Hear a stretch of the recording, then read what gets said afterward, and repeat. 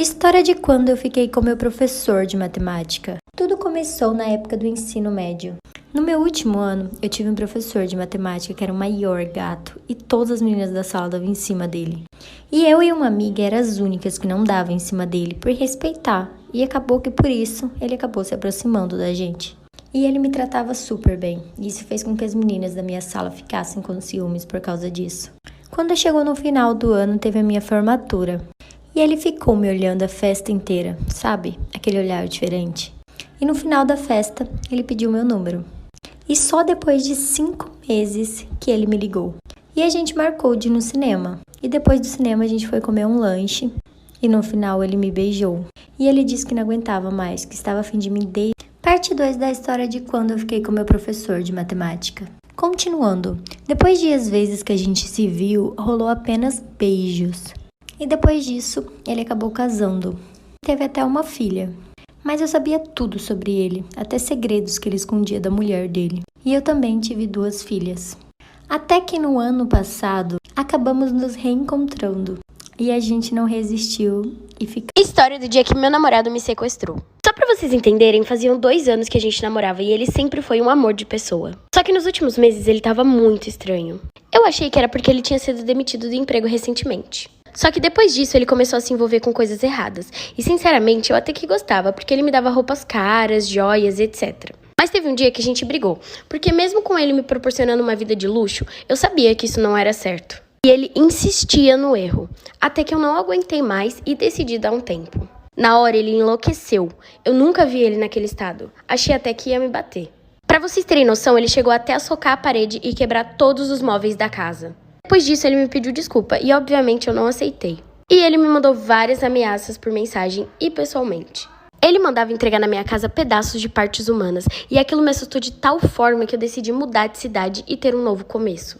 Foi aí que as coisas pioraram. Like pra parte 2. Parte 2 do dia que meu namorado me sequestrou. Continuando, eu decidi que ia mudar e ter um começo em uma nova cidade. Mas como morávamos em uma cidade pequena, ele logo ficou sabendo da notícia.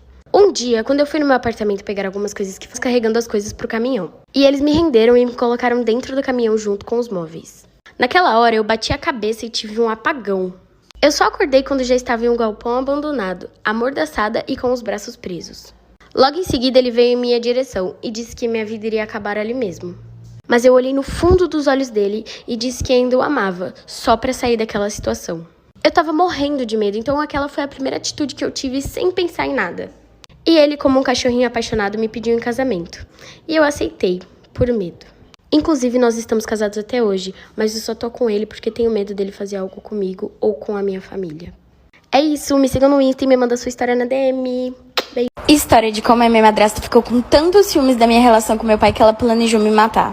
Só pra vocês entenderem, eu nunca gostei da minha madrasta porque ela era muito controladora com meu pai.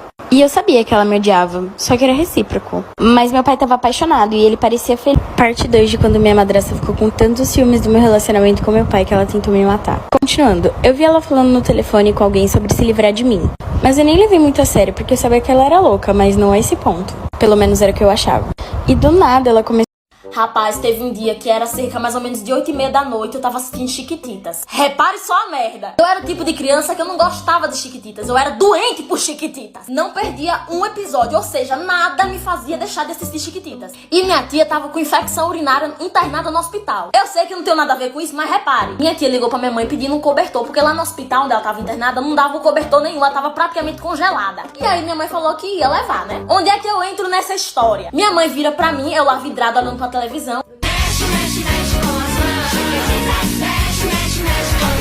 Ei, Sucena! Ô, menina! Ô, de acho ruim! Eu tô indo levar a coberta do tua tia. Tu quer ir ou vai ficar aí? Oh, meu Deus, eu vou ficar aqui. Eu não vou não. Vai ficar aí, né? Pois tá bom, não volto mais não, viu? Tá bom. Ó, não abre essa porta pra ninguém não. Só que aí, nessa hora que minha mãe ia saindo, me deu um estalo. Eu não sei o que foi. Olha...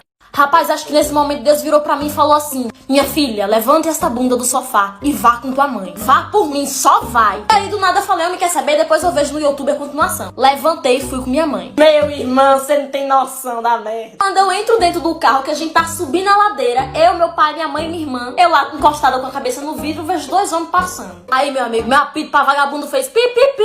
Eu olhei assim e digo: oxente, esses homens são mal encarados. Aí vai eles.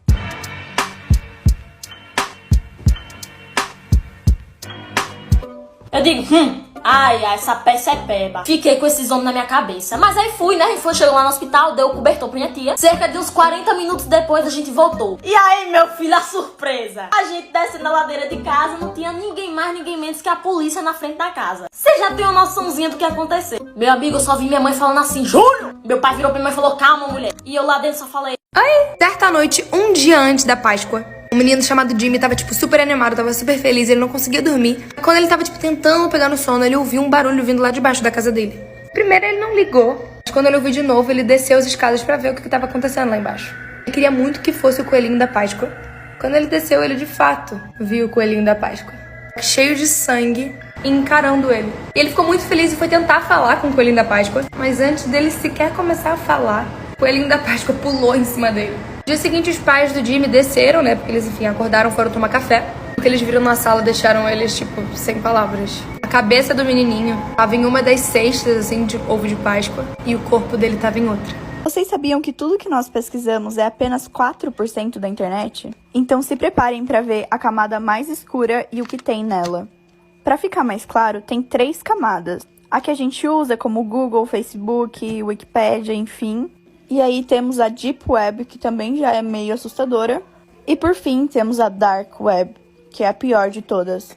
Essa parte mais escura da internet foi criada pelo governo dos Estados Unidos nos anos 90. E foi feita para as pessoas que trabalhavam para o governo espionarem. Mas depois de um tempo, o governo dos Estados Unidos decidiu compartilhar e deixar meio que aberto para todos. É um lugar bem difícil de acessar e vocês vão entender o porquê. E principalmente porque nessa camada você consegue comprar coisas absurdas. Principalmente porque você consegue comprar cartões de créditos de pessoas, comprar até certificados de faculdades e coisas do tipo, além de RG falsos e coisas assim. E o pior, vocês nem sabem, já posto a partida. Salve quebrada! Então, tinha uma menininha que ela amava comer doce. Ela não podia ver aquelas lojinhas de doce que ela já parava pra comprar. E aí, certa vez, ela tava voltando do colégio, tava no ponto esperando o ônibus. De repente, tava vindo uma moça na direção dela com o rosto super angelical, com uma caixinha na mão. Então, essa moça chegou perto dela e falou: então, eu vejo brigadeiro, você não quer comprar? Ela já olhou com os olhos brilhantes. Moça, pelo amor de Deus, quanto é esse brigadeiro? Enfim, a moça falou o preço e ela comprou 2 desse brigadeiro. E como ela amava comer doce, ela já começou a comer ali mesmo. Passaram-se alguns dias e ela começou a se sentir mal. Muita dor na barriga. Então ela resolveu ir no médico. Chegando lá, o doutor examinou ela, fez a ultrassom lá na barriga e viu que a barriga dela estava cheia de larvas. Ele falou: então, querida, sua barriga tá cheia de larvas, o que você comeu?